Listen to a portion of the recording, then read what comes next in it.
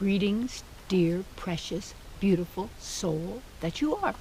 I want to acknowledge you for your willingness to be a really far out person, to be a real adventurer, to be willing to go where most people never go, to the inner.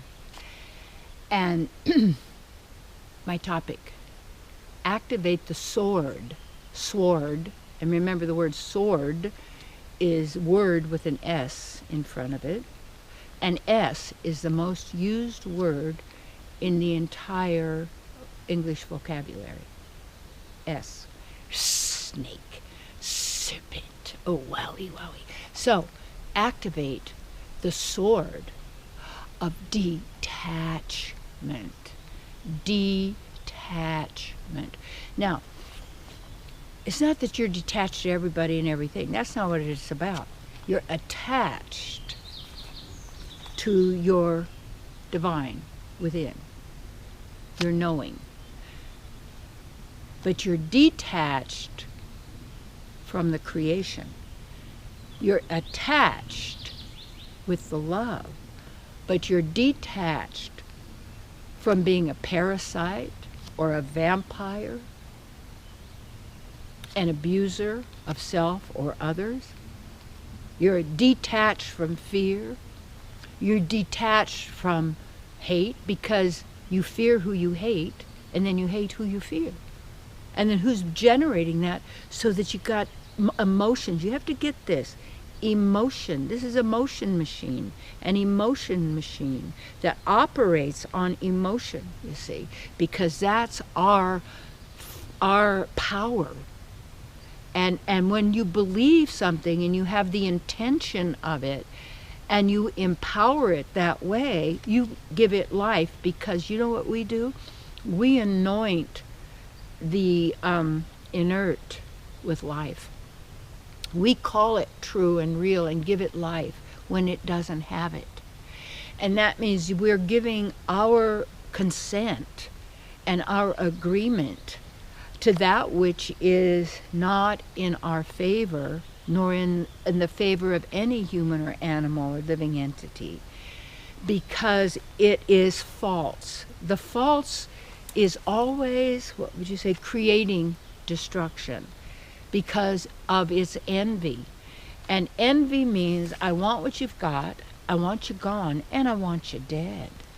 And it's that envy that can't stand beauty and happiness and joy of being and play. It wants to control it.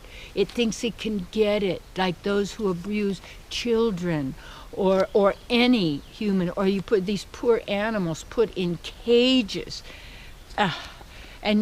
So people can make money from the torture, say, of a gorilla in a cage, or an elephant tied up. And I mean, this is inhuman. It's not, and you say inhuman, coming from humans? No.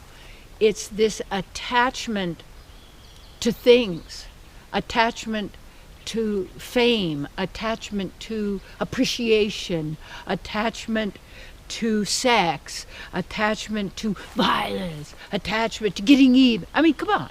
It's detached, because attachment creates suffering. The attachment to the self generates pleasure of the soul. This is who we are, you see. And all of this stuff about how we're gonna command the universe. We're gonna command because I can just rock salt and I can see it. I'm gonna command. It's mine, and who cares? Comes and goes. It's a figment of your imagination. You see, and it's something we are agreeing to, something we're consenting with, because why would you doubt?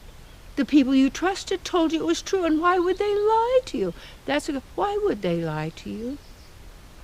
Why would they do what they're doing if they knew who they were? And here is the key. Be attached to who you are, and then everywhere you go, you're having a good time. You're using, what would you say, You're bringing joy and beauty and love and harmony and inspiration everywhere you go. Because there is this little, the little restaurant down in Dunsmuir. And there's someone who works there who has never had an unhappy moment in his entire existence. I'll tell you, he's something. And he's not a fakie. What a sweet being. And when you're around him, you just can't help but smile. You can't help but feel good. See, wonder if we're attached to being who we are. We're attached to trusting ourselves. You just don't give up attachment. What is that? It's BS. Everything here has a positive and negative. You give up one, you got the other, and the other then one makes the other possible. That's why fear is a lie. It's not this stupid, this so-called Course in Miracles. It's a setup. People don't realize what they're getting into. And they get into it, and it's true, but you have to see what's the thing. Where's it going? You can see where it's going. It's going to the Baha'i. This is not who we are, you see. And yes, I've searched and researched as things people tell you don't. Go look at it, search it out, actually look at where it's going. And then you take a look at what you're attached to is the ultimate truth, the absolute truth that always is. And when we do that, and one of the best places to do that is in nature. Get out of that 25-story high building. How pathetic. I mean, that's your opinion. Yeah. No, but you're disconnected from the earth. And you're living more and more in a person's false reality.